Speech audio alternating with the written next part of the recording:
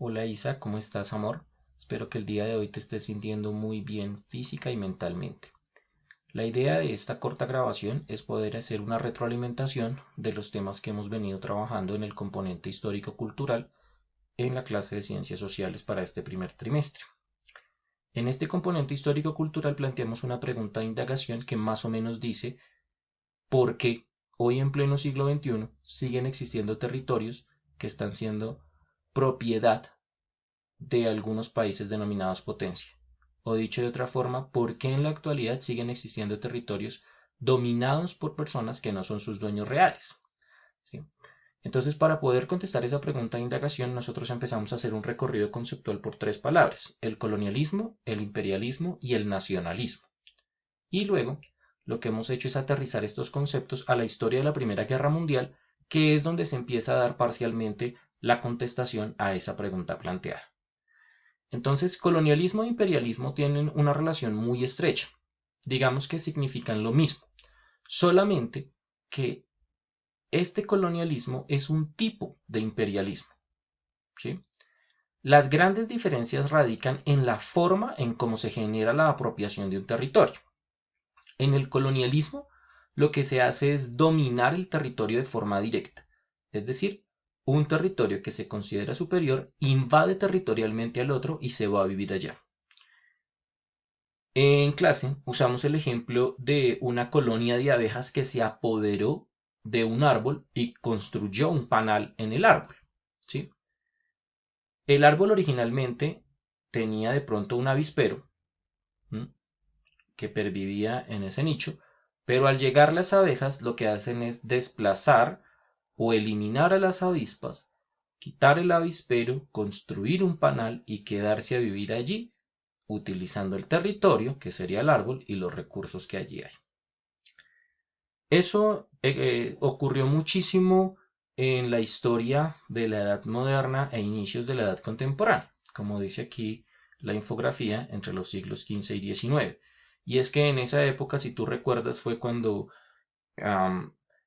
el Imperio Turco Otomano bloqueó lo que se denominaba la Ruta de la Seda, y entonces los europeos occidentales, di tú franceses, españoles, portugueses, ingleses, ya no pudieron acceder a la India para hacer comercio con ellos utilizando la famosa ruta de la seda, que era pasar de Europa a Asia, sino que tuvieron que buscar rutas alternativas para lograrlo. En la búsqueda de esas rutas alternativas, pues se contrataron a muchísimos navegantes como Vasco da Gama, el capitán Cook, Cristóbal Colón, entre otros. Cristóbal Colón, coincidencialmente buscando una nueva ruta para la seda, se encontró con el territorio de Abya-Yala, hoy denominado América. Creyeron que habían llegado a la India, pero pues a la postre se dieron cuenta que no. Encontraron más y mejores recursos que los que hubiesen podido encontrar en la India, y lo que hicieron fue apoderarse de forma directa del territorio.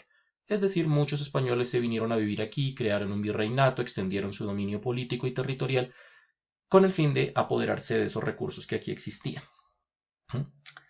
Eso lleva a los siguientes conceptos: imperialismo y colonialismo.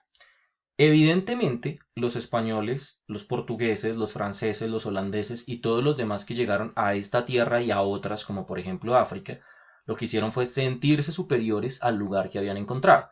Entonces, ese ego de superioridad los lleva a sentirse imperios más fuertes, mucho más poderosos y mucho más capaces que la tierra que están colonizando. Y la filosofía imperialista se ve reflejada al querer cambiar la política y la sociedad del lugar que colonizaron, es decir, transformar la mente de las personas. Ya no desde el apoderamiento del territorio únicamente, sino apoderándose también de las ideas.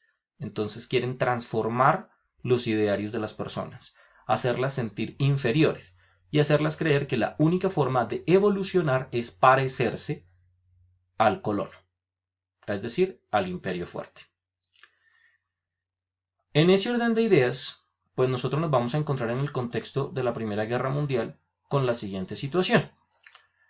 Resulta que esos imperios que ya desde muchos siglos atrás venían luchando, pues hemos hablado de la conquista de América y de la colonización de otros territorios, pues estaban en esa pugna entre quienes más fuerte y quién es más débil.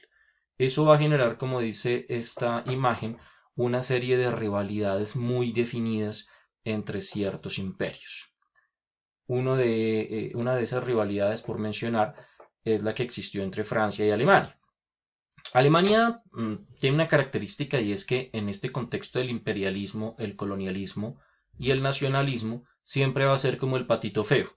Es decir, siempre va a ser como el territorio que le busca la gresca al otro, que cambia sus idearios políticos y los cambia por unos que son agresivos, va a protagonizar la Primera y la Segunda Guerra Mundial y bueno, todo esto dentro del margen de sentirse superior al otro, de entrar como en esa lógica del ego y de sentirse más que los demás, ¿sí? En ese orden de ideas, haciendo uso de una política colonial, Alemania le va a quitar un territorio a Francia denominado Alsacia y Lorena. Eso ocurre finalizando el siglo XIX. Digo que es una táctica colonial porque se genera un apoderamiento directo sobre el territorio. Adicionalmente, Alemania también se va a quedar con una parte de África llamada el Congo. Hoy en día en el Congo hay dos países, la República del Congo y la República Democrática del Congo. En su momento fueron parte del Imperio belga, lo que hoy es Bélgica.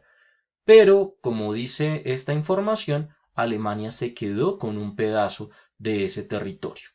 Es decir, utiliza una táctica colonial que es la apoderación directa del territorio bajo una filosofía imperial, que quiere decir que se siente superior a otros imperios. Casi que paralelamente también va a suceder lo mismo en, en la historia de... Discúlpame que me encontré aquí un error y de una vez lo corrijo. Qué pena contigo. Listo. Va a suceder paralelamente lo mismo, casi que paralelamente lo mismo, entre el Imperio ruso y el Imperio de Austria-Hungría, o Imperio Austrohúngaro. Ellos están disputando el territorio de los Balcanes, que si tú buscas en el mapa de hoy en día, pues son países como Serbia, Montenegro, Macedonia, incluso parte de Grecia, Croacia, bueno, toda la parte suroriental de Europa estaba en disputa entre estos dos imperios, Rusia y Austria-Hungría. Entonces, se denomina un conflicto imperialista porque pues tenemos imperios luchando por la propiedad del territorio y pues por sentirse más poderosos los unos que los otros. Ese aumento de rivalidad, como bien lo dice aquí, la presentación pues va a ser como el caldo de cultivo para que posteriormente se vaya a dar una guerra mundial. Segundo elemento, el nacionalismo. El nacionalismo es la filosofía que orienta las tácticas imperialistas. Cuando hablamos de imperialismo nos referimos a que se quiere generar un dominio sobre otro territorio, transformando las mentes de quienes ostentan la propiedad de ese territorio, haciéndolos, como dijimos hace un rato, sentir más débiles, etc. Pues el nacionalismo es la filosofía que hace que los dueños o el pueblo que habita cierto territorio se sienta un estado superior y más fuerte. Y eso es lo que ocurrió, por ejemplo, en Alemania. En Alemania se crearon una serie de partidos políticos que buscaban que los alemanes se sintieran superiores a otros pobladores del territorio. Y esa superioridad se va a enmarcar en el plano de lo económico, de lo racial, de lo cultural, para hacer sentir que la economía alemana era más fuerte, que la raza alemana era más fuerte, que la sociedad alemana era superior y meterle eso en la cabeza no solo a los políticos ni a los extranjeros, sino a los mismos alemanes, que van a generar como esa idea de que Alemania es superior. Los alemanes se sienten superiores a cualquier otro. ¿Sí? Y entonces, bajo esa filosofía nacionalista, pues el pueblo alemán va a estar dispuesto a morir en la guerra. Los alemanes van a estar dispuestos a dar su vida por su propia patria porque se sienten superiores a cualquier otro que pueda existir. No hablamos únicamente de los políticos, hablamos de toda la sociedad alemana. Por eso ya no se habla de imperialismo, porque esto sería más desde lo político, es decir, desde los líderes, desde el gobierno, sino hablamos también de nacionalismo, porque ahí es más desde lo social, es decir, desde las personas, todos los pobladores alemanes. Adicionalmente, va a ocurrir algo. y es que Alemania, que tenía de pronto una forma de entender la política diplomática, de las relaciones internacionales, del comercio y del intercambio, paralelo a esta filosofía política imperialista y a esta filosofía social nacionalista, eh, se va a enfrentar o se va a encontrar de frente con eh, un líder llamado Guillermo II, el Kaiser, el mariscal, el poderoso, que va a cambiar esas relaciones internacionales de Alemania que antes de pronto eran un poco más diplomáticas en el intercambio por una política invasora y sumamente guerrerista. ¿Sí?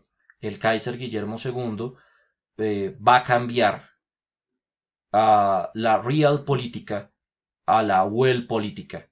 Y la well política es una política exterior agresiva, basada en el dominio del territorio propio, pero también en la búsqueda del dominio del territorio ajeno. Y todas estas narraciones que hemos hecho, toda esta rivalidad imperial entre Francia y Alemania, entre Rusia y Austria-Hungría, el surgimiento del nacionalismo alemán y el cambio de esa orientación y filosofía social y política en Alemania, van a ser las causas de la Primera Guerra Mundial. Sin embargo, lo que va a detonar realmente esta Primera Guerra Mundial va a ser el asesinato del duque Francisco Fernando de Austria. Francisco Fernando de Austria fue el heredero del trono del imperio austrohúngaro. ¿Sí? Sin embargo, antes de heredar como tal el imperio, pues tenía como unas labores diplomáticas, de hacer visita, de hacer amigos, y bueno, en una de esas visitas para hacer a buenos amigos, fue invitado a Serbia. Serbia es en los Balcanes, uno de esos territorios que estaba en disputa. Y bueno, él se va a desplazar hasta Serbia, lo van a invitar a varias exposiciones en museos, en calles, ¿sí? Pero había un guardado. Y el guardado era la intención de poder matarlo porque si él iba a ser el heredero del trono de Austria-Hungría y lo mataban, eso significaba que ese imperio austrohúngaro no iba a tener de pronto un líder visible y no iba a poder seguir su expansión territorial ni su expansión en las mentes de las personas, ni iba a poder seguir siendo un territorio fuerte, pues porque evidentemente si pierde su líder, pues se va a dificultar un poco ese proceso imperialista. Evidentemente, cuenta la historia que Francisco Fernando es aniquilado el 28 de julio de 1914 y, y bueno, ante ese escenario se desata la Primera Guerra Mundial porque uno de los herederos de uno de los más grandes imperios es aniquilado.